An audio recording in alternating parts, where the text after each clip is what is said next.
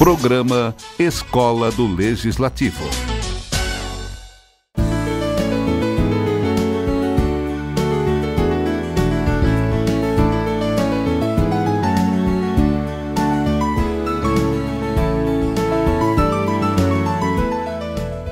Boa tarde a todos, boa tarde a todas. Professora Aline, satisfação recebê-la aqui juntamente com seus alunos, as outras escolas. Rapidamente, só dizer da nossa satisfação em tê-los aqui conosco, né? Isso era um desejo antigo nosso e de alguns vereadores, a implementação do Parlamento Jovem aqui na Câmara Municipal de Uberlândia, a Escola do Legislativo, sobretudo, e nós demos início a esse processo no ano passado. Agora, vocês sendo contemplados, o que eu tenho a dizer é que vocês aproveitem este momento, né? Nós vivemos um momento muito difícil na política brasileira, né? Não é de agora, mas um momento crítico, inclusive. E a nossa preocupação e o nosso objetivo é colaborar na formação de vocês, né? Formar essa massa crítica com relação à política e não cair no senso comum, né? De que tudo na política é ruim, que todos os políticos são corruptos, porque não é assim, né? A política é fundamental para toda e qualquer sociedade e vocês vão ter oportunidade de aprender um pouco disso. E o tema deste Parlamento Jovem desse ano, que é um tema proposto pela Assembleia Legislativa, ele nos sensibiliza ainda mais, por conta de que também há um conceito equivocado sobre direitos humanos, né, professora Aline? Então, a gente ouve muita besteira relacionada aos direitos humanos. O tema é segurança pública e direitos humanos. Então, vocês vão ter a oportunidade de discutirem, debater sobre o que é direitos humanos, a questão da segurança pública, que às vezes vem em primeiro lugar na classificação de demanda da sociedade, às vezes até mais do que a saúde, esse sentimento, desculpe o trocadilho, mas de insegurança, né? E aquela falsa ideia de que mais policiais nas ruas vão dar mais segurança à sociedade. Não é por aí.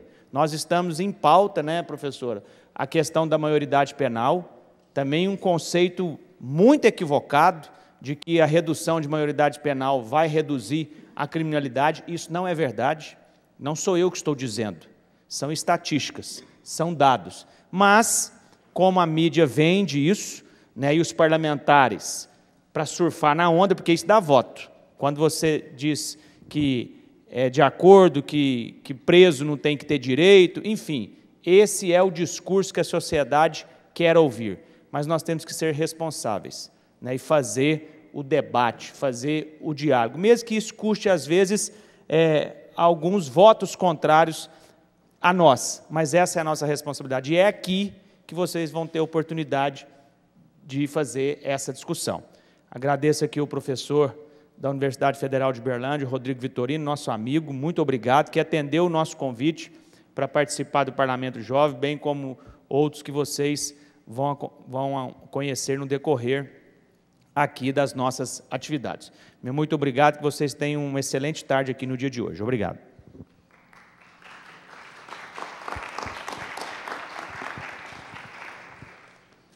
Obrigado, vice-presidente, vereador Adriano. Pessoal, nós vamos começar então. Eu vou passar a palavra ao professor Rodrigo Vitorino.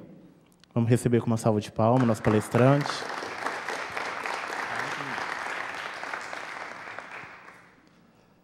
Olá, boa tarde.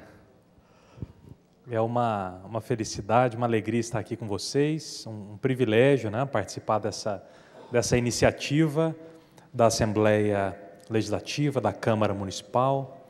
Quero agradecer aqui à Câmara, na pessoa do vereador Adriano Zago, a diretoria da Escola do Legislativo, o coordenador da Escola do Legislativo. Muito obrigado por esse convite, né, por poder participar desse momento tão especial, e eu creio que muito importante na vida de vocês, né, que estão numa fase aí de formação, e é fundamental o desenvolvimento dessa consciência crítica. Nós temos discutido isso na universidade, como contribuir para o fortalecimento, para o desenvolvimento de uma consciência crítica em relação às questões políticas do nosso país, que são tão importantes. E o tema que foi proposto para esse Parlamento Jovem é um tema fundamental, que é a segurança pública e os direitos humanos. E para compreender melhor esse tema, é preciso conhecer um pouco sobre o Estado, sobre o país em que nós vivemos. Saindo um pouco do senso comum, saindo desse senso comum, mas conhecendo como se estrutura o nosso Estado, como se estrutura a República Federativa do Brasil. E para isso é fundamental nós olharmos para o texto constitucional, uma vez que é a Constituição Federal quem estabelece a estrutura do Estado. É a Constituição Federal quem determina como o Estado se organiza.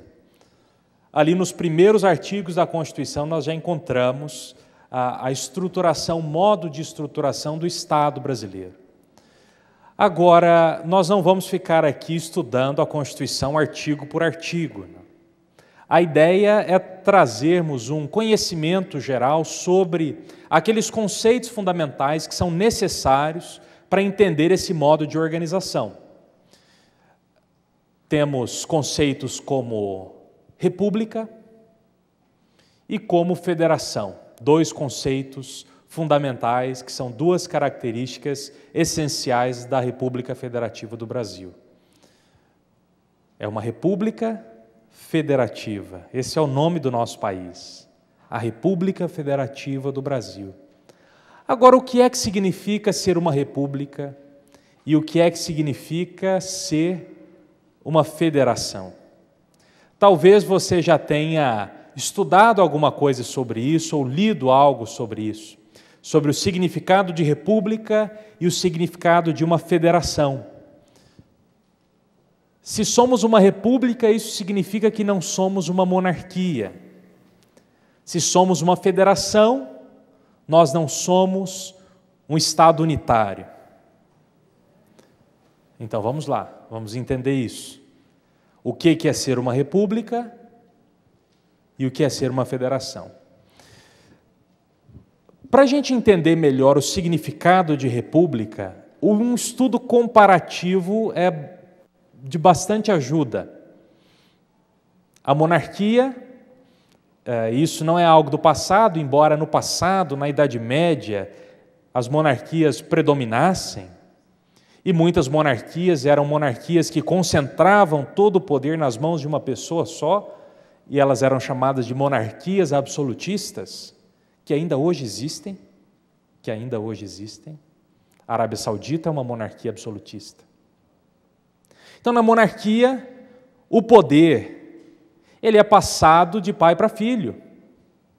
A hereditariedade na chefia do Estado e na chefia do governo. Aqueles que exercem a chefia do Estado transmitem esse poder para os seus descendentes. Nas monarquias há uma hereditariedade.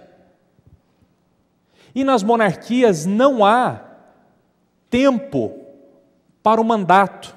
Não há um mandato. Não há um mandato político como nós temos aqui. Nas monarquias há aquilo que nós chamamos de vitaliciedade, em que o chefe de governo, a chefia do poder, no caso o poder executivo, ela é permanente, é até a morte.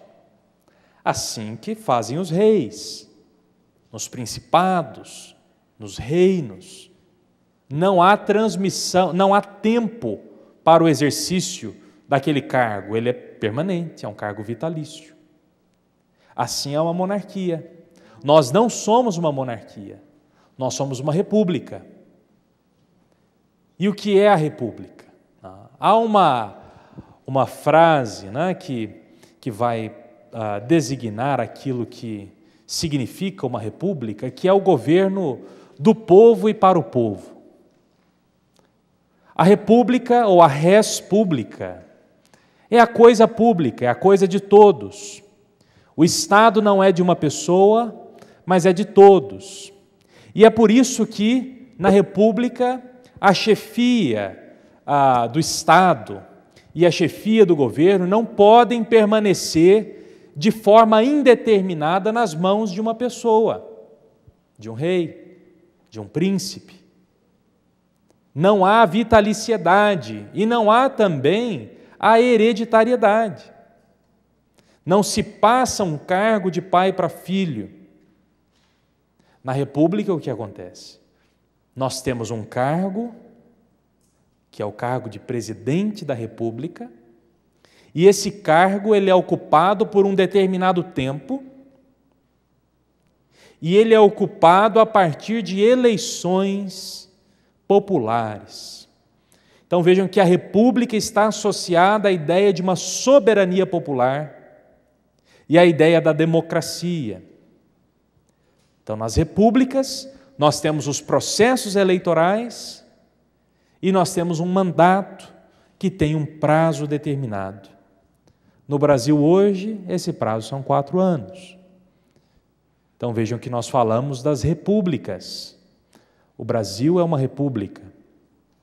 Na república há também alguns princípios que são fundamentais.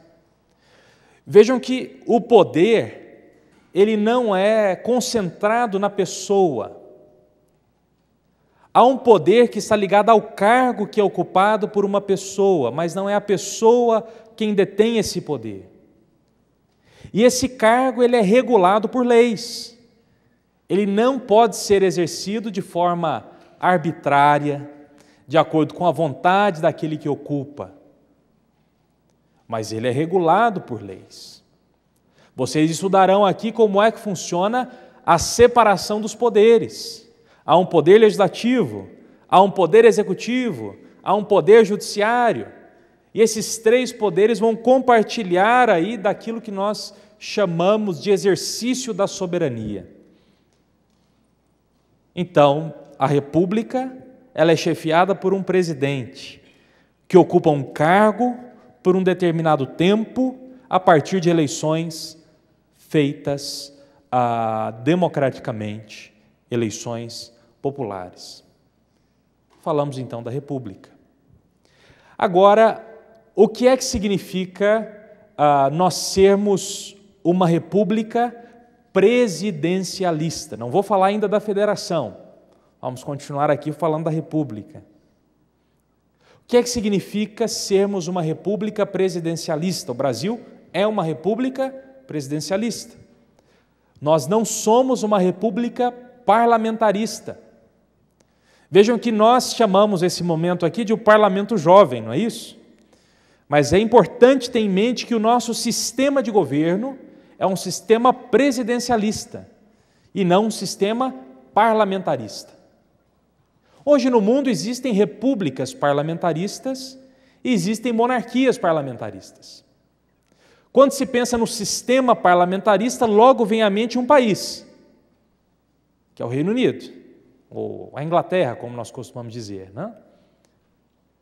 É uma monarquia parlamentarista. Existe lá a Câmara dos Lords, a Câmara dos Comuns, que são o parlamento. No Brasil, nós não temos um parlamento à semelhança daquele que existe lá na Inglaterra. Lá, falamos de uma monarquia parlamentarista. Aqui, falamos de uma república presidencialista. Agora existem repúblicas parlamentaristas e repúblicas presidencialistas. Há uma terceira via que não é muito conhecida, que é a chamada república semipresidencialista. Então eu quero falar desses três sistemas de governo, que é o parlamentarismo, o presidencialismo e o semipresidencialismo. Vamos lá. Parlamentarismo. Pensem na Inglaterra, que é uma monarquia parlamentarista, ou na Itália, que é uma república parlamentarista. Grécia, república parlamentarista. Nas repúblicas parlamentaristas e nas monarquias parlamentaristas, há uma divisão na chefia do governo, na chefia do poder executivo. Há uma divisão. Vai existir aquela figura do que é chamado de o chefe de Estado, e a figura do chefe de governo. No sistema parlamentarista, o poder executivo ele é dividido em duas chefias, a chefia de Estado e a chefia de governo. A chefia de governo, ela é aquela chefia que vai mesmo encabeçar, que vai dirigir o poder executivo, vai dirigir o governo do país. Agora, a chefia de Estado, ela passa a assumir um papel quase que simbólico, ou um papel protocolar. Estamos com os fogos aí, né? Não sei se...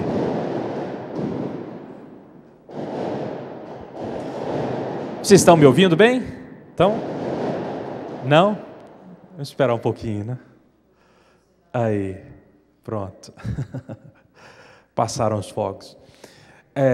A chefia de Estado, em alguns lugares, ela fica como que um cargo simbólico, meramente protocolar. Mas, na verdade, é que a chefia de Estado ela tem os seus poderes reduzidos. A chefia de Estado praticamente não interfere no governo do país, não interfere na administração do Estado. Isso é feito pelo chefe de governo. Quando pensamos numa monarquia parlamentarista, para exemplificar, nós temos a figura do rei ou da rainha, por exemplo, a rainha Elizabeth, e temos a figura do primeiro-ministro. Numa república parlamentarista, nós temos um presidente e temos um primeiro-ministro ou alguém com um outro nome, mas que vai exercer a mesma função. Se eu digo, por exemplo, Alemanha, vem à sua mente provavelmente a Angela Merkel. O que é Angela Merkel? Chanceler. É o nome que se dá ao chefe de governo da Alemanha.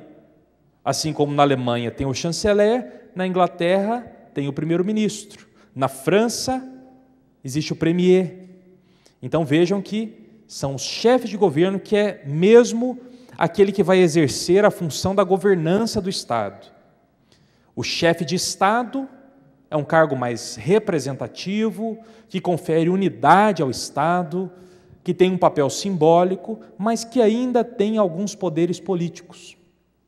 Por exemplo, num sistema parlamentarista, o chefe de Estado pode promover a dissolução do parlamento.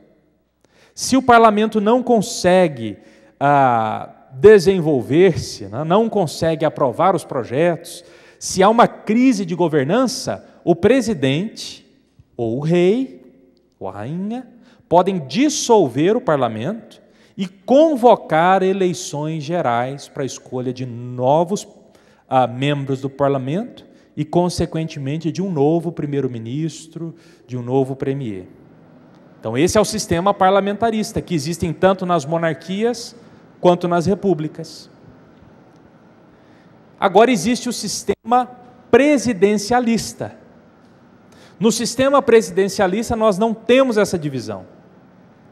Tanto a chefia de Estado quanto a chefia de governo estão concentradas em um cargo apenas, que é o cargo do presidente da República. É o caso do Brasil. Nós não temos divisão de chefe de Estado e chefe de governo. Nós temos apenas um cargo, que é a chefia do Poder Executivo Federal, que nós estamos falando, que é exercido por uma pessoa apenas. Essa diferença entre sistema parlamentarista e sistema presidencialista ficou clara? Essa distinção? Sim? Ok. E o semipresidencialismo, o que é isso? Alguém já tinha ouvido falar do semipresidencialismo, os alunos?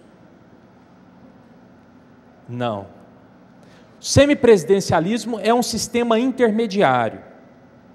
Para entender o sistema semipresidencialista, é preciso acrescentar uma informação em relação ao presidencialismo e ao parlamentarismo. Como é que funciona a eleição do presidente no sistema presidencialista? O povo elege diretamente o presidente da República, não é assim? Joia. E no parlamentarismo? O povo elege diretamente o primeiro-ministro ou ou independente do nome que receba, elege diretamente o primeiro-ministro? Não. O povo elege os membros do parlamento e a partir do parlamento é que sai o primeiro-ministro. Pode ser por eleição ou o líder do partido majoritário. Então elege-se os membros do parlamento e é a partir do parlamento é que nós conhecemos quem será o primeiro-ministro ou o chefe de governo. Ok? No semipresidencialismo, como é que acontece? O povo elege o presidente, assim como no parlamentarismo, na república parlamentarista. Mas o povo elege também o chefe de governo.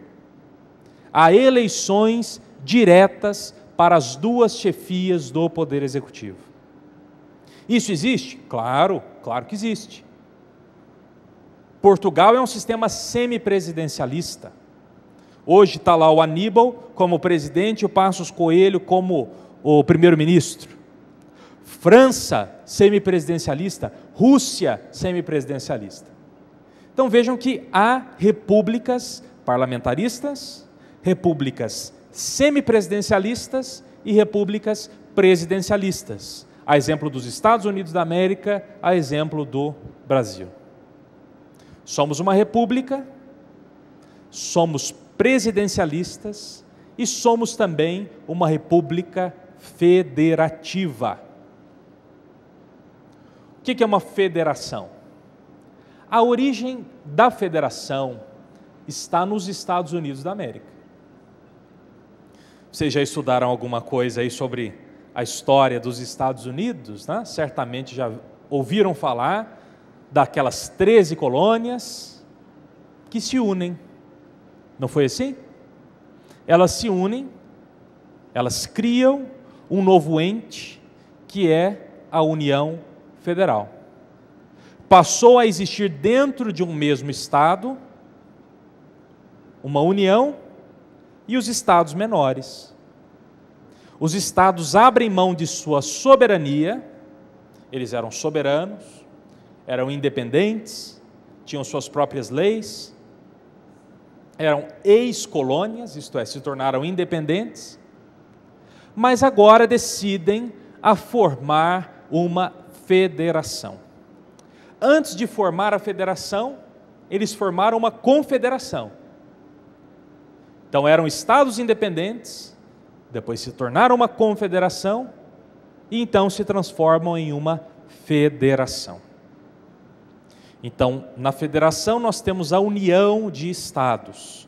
Estados que têm autonomia, mas que não têm soberania. Estados que têm poderes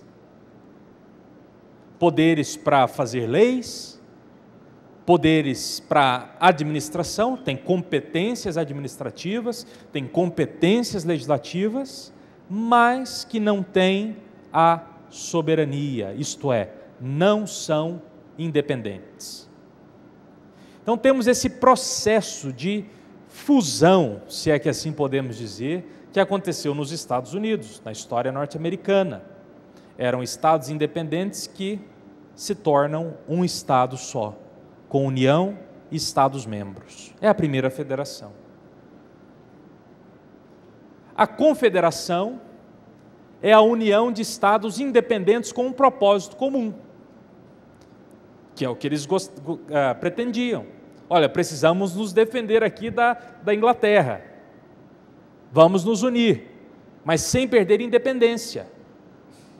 Essa união, esse pacto confederativo para a defesa dos territórios é chamado de confederação. Então existem as federações, já existiram historicamente as confederações. Hoje existem vários outros modelos de relação entre os estados. Existem os blocos econômicos, e existe um modelo muito específico, que é o modelo da União Europeia, que só existe aquele, que é quase um Estado federal, quase, mas os Estados permanecem soberanos, permanecem independentes, mas têm uma união muito próxima.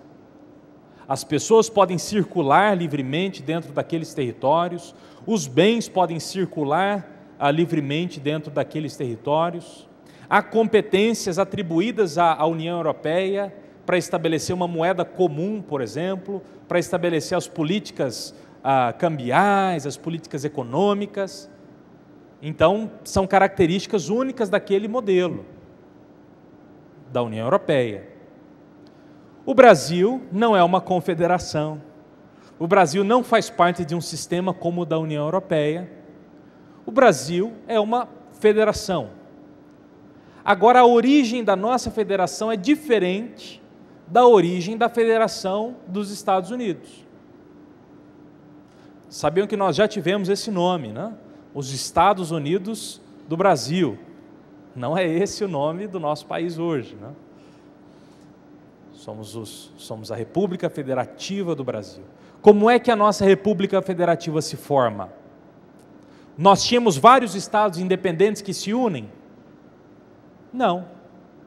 Nós tínhamos um grande estado, um estado unitário, que então se divide em estados menores, criando também um novo ente, que é a União Federal e os estados membros.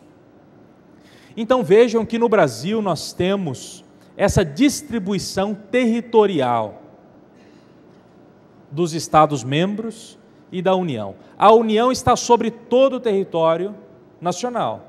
Os estados membros têm os seus territórios próprios.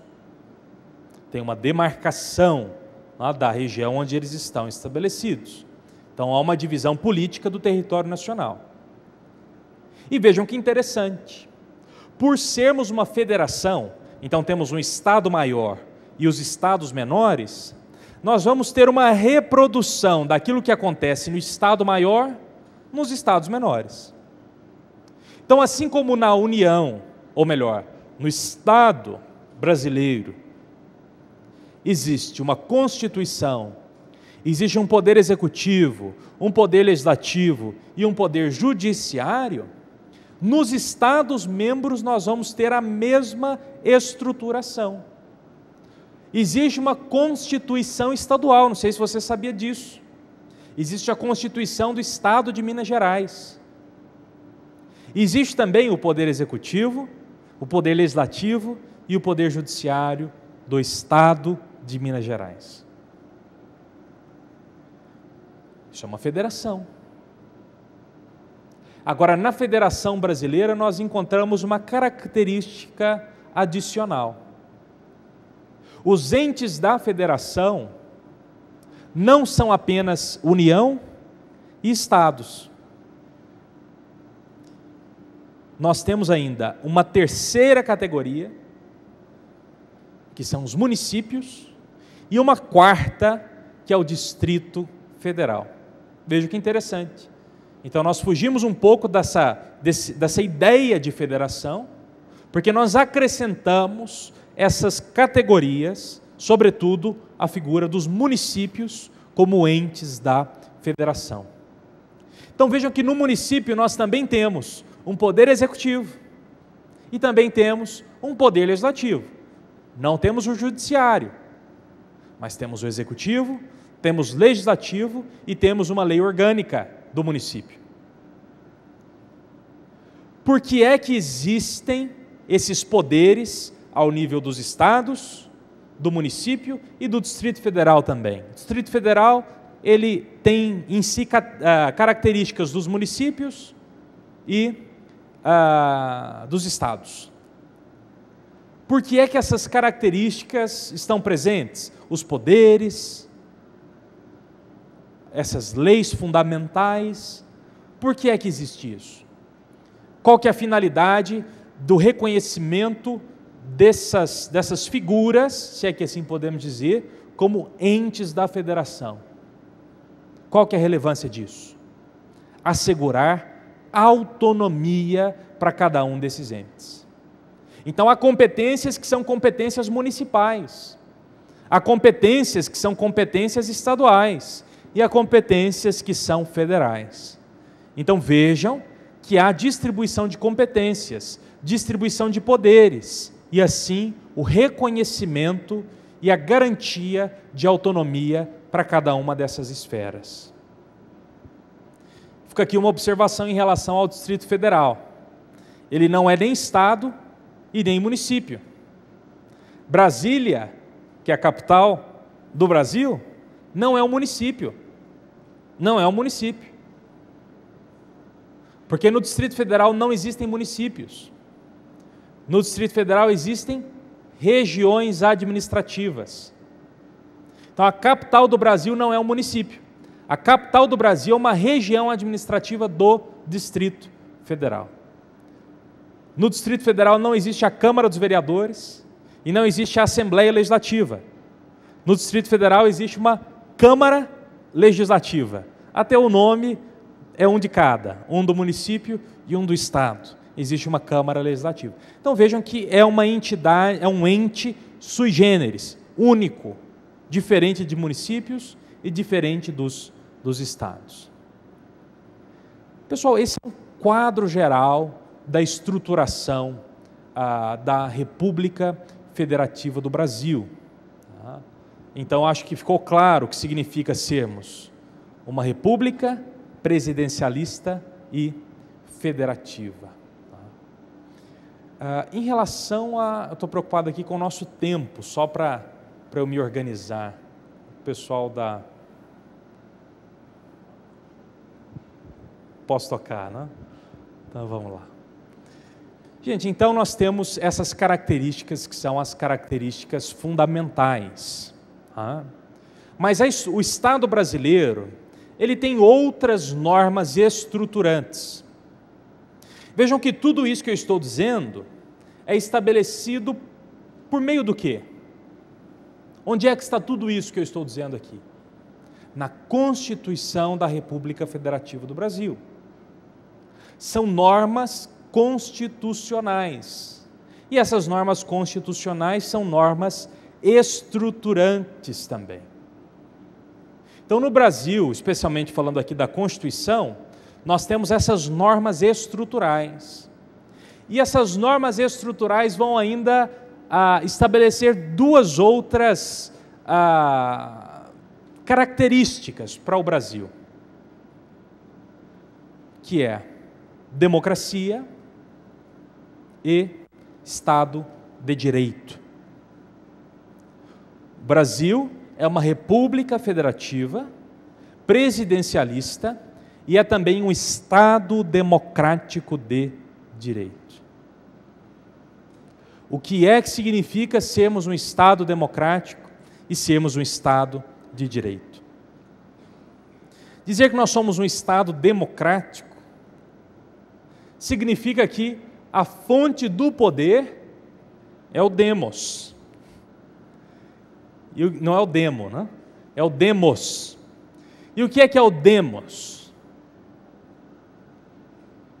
É o povo. Povo.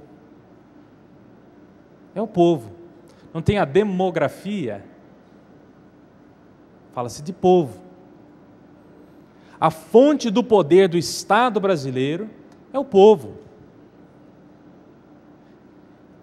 Esse povo que somos nós, a cidadania brasileira, nós somos concidadãos porque nós somos parte de um Estado democrático. Cidadania é um princípio fundamental da República Federativa do Brasil. A democracia no Brasil, ela é exercida de forma direta e de forma indireta. Vocês vão estudar, vão ouvir sobre o processo eleitoral, não é isso? Isso é uma forma de exercício da democracia. A democracia no Brasil ela é exercida de forma direta ou indireta. A soberania popular, ela pode ser exercida pelo povo diretamente, mas via de regra, ela é exercida apenas indiretamente. E o que é que faz da nossa democracia ser uma democracia representativa? e a existência dos representantes. Temos aqui o vereador Adriano Zago, que é representante no âmbito municipal. Existem aqueles que nos representam no âmbito estadual e aqueles que representam o povo brasileiro no âmbito federal. O Brasil é um Estado democrático, mas é um Estado democrático em que há representantes. E esses representantes são eleitos popularmente através de um instrumento. Qual seria esse instrumento? O voto. Nós votamos e elegemos os nossos representantes, confiando a esses representantes esse poder para participar das deliberações acerca dos rumos do nosso país, ou da nossa cidade, do nosso município, ou do nosso estado. Então, essa democracia, a soberania popular é exercida indiretamente, mas em alguns momentos ela pode ser exercida diretamente. Você saberia dizer quando nós participamos diretamente da formação das nossas leis, da definição dos rumos do nosso Estado? O plebiscito, não? É um exemplo disso. Referêndum é um exemplo disso. A iniciativa popular. Então vejam, quando nós participamos diretamente dos processos deliberativos, da formação das leis, da propositura dessas leis, dos projetos, né? Nós estamos participando diretamente do exercício desse poder, do exercício da soberania popular. Então a nossa democracia tem essa configuração. A regra é que a soberania popular é exercida pelos nossos representantes. Em alguns momentos, há uma participação direta por parte da população. Somos um Estado democrático de direito. Estado democrático de direito. O que é que significa sermos um Estado de direito? Estado de direito é um Estado que ele não é regido por pessoas, mas ele é regido por leis. No Estado de Direito, todos estão submetidos ao império da lei. No Estado de Direito, todos estão submetidos à legislação. Não há alguém que se coloque acima da legislação. Então, por isso que as ações arbitrárias, elas não são admitidas no Estado de Direito. Por isso que atos que não sejam fundamentados, motivados, da administração pública, do judiciário, não são admitidos. É por isso que da administração pública se exige transparência, se exige moralidade, a publicidade, a legalidade, a impessoalidade. Porque nós estamos em um Estado de Direito. No Estado de Direito não são os interesses pessoais que devem prevalecer, mas sim aquilo que é estabelecido democraticamente pela legislação. Pessoal, essas são as configurações básicas do nosso Estado. Somos uma república federativa e presidencialista e somos um Estado democrático de direito. Agora, eu já estou partindo aqui para os minutos finais, né? Eu queria fazer uma relação dessa estruturação, que são as normas de estruturação do Estado. Se alguém tiver curiosidade, tudo isso que eu disse aqui está no artigo 1º da Constituição. Só no artigo 1º. Agora, ao lado dessas normas de estruturação do Estado, existem outras normas, que são normas que definem os direitos. As normas que definem os direitos. O tema do Parlamento Jovem de vocês é segurança pública e direitos humanos, não é isso? A Constituição Federal, ela traz, para além das normas estruturantes, ela traz um conjunto de normas definidoras de direitos, que são as normas que definem quais são os nossos direitos fundamentais. Isso por quê? Porque na base da estruturação, eu não mencionei isso, mas na base da estruturação do nosso Estado, está aquilo que nós chamamos de o princípio da dignidade da pessoa humana. Essa estrutura que eu disse para vocês, uma república federativa, presidencialista, Estado de Direito, democrática, essa república, ela se assenta em um princípio, que é o princípio da dignidade da pessoa humana. E essa dignidade da pessoa humana significa que o Estado não pode tratar as pessoas como coisas, ou tratar as pessoas como um meio para se atingir um fim. O Estado não pode violar a dignidade do ser humano. E o ser humano, estou falando aqui não da humanidade como um todo, mas a dignidade de cada pessoa. E é por isso que, para além dessas normas de estruturação, nós temos um conjunto de normas que definem quais são os direitos fundamentais. Quando falamos de direitos humanos, pensamos sobretudo nos direitos reconhecidos pelos organismos internacionais, pela ONU e por outros organismos. Agora, quando falamos dos direitos fundamentais, nós estamos dizendo desses direitos humanos que são reconhecidos expressamente na Constituição da República Federativa do Brasil.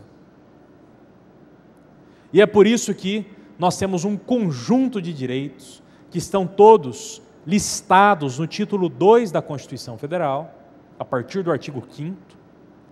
Esses direitos que são os chamados direitos fundamentais, os direitos mais importantes, os direitos que não podem ser abolidos, os direitos que o Congresso Nacional não pode, por meio de emenda constitucional, abolir.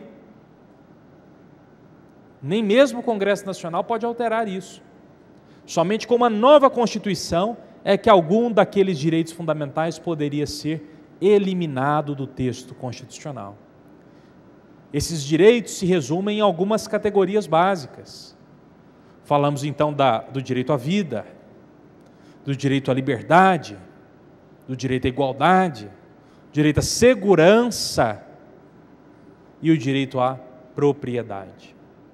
Então são os direitos fundamentais e a Constituição vai trazer uma série de detalhes acerca de cada um desses direitos. Então há uma série de direitos dentro de cada direito fundamental desse que eu mencionei para vocês aqui. Então temos a vida, a liberdade, a igualdade, a segurança e a propriedade.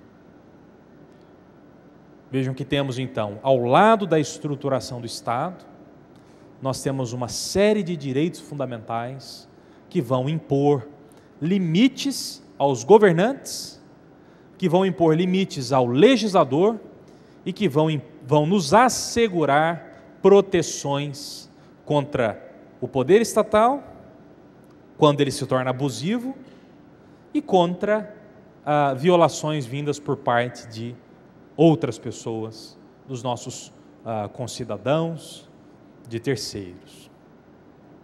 Pessoal, esse é o quadro aí da estruturação do Estado. Há muitas outras questões que poderiam ser faladas. Por exemplo, quais são os objetivos da República Federativa do Brasil, ou como se dá a relação do Brasil com os outros estados, os estados estrangeiros.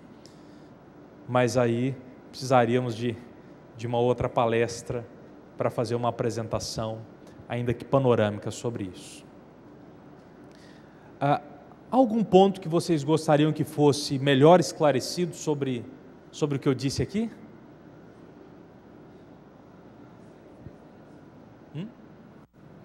O semipresidencialismo? Então, olha só, vimos que quando falamos de sistemas de governo, existem 3 sistemas de governo, que é o parlamentarismo, o presidencialismo, o semipresidencialismo. No presidencialismo, chefia de Estado e chefia de governo se concentram no mesmo cargo.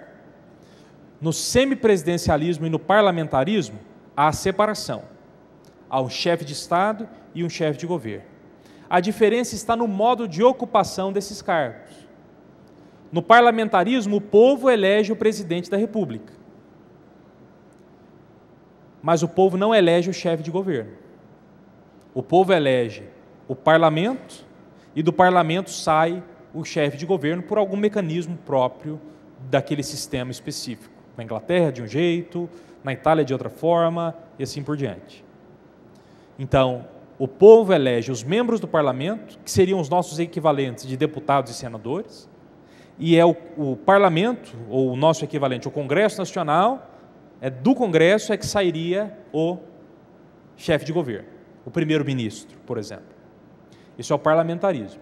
Agora, no semipresidencialismo, a diferença é que o povo elege o presidente e, ao mesmo tempo, o povo elege o chefe de governo. Eleições diretas para as duas chefias, para a chefia de Estado e para a chefia de governo. Essa é a diferença. Ok? Pessoal, muito obrigado pela atenção.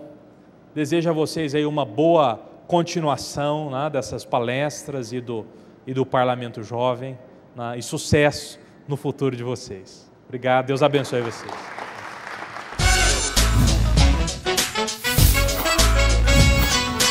Programa Escola do Legislativo.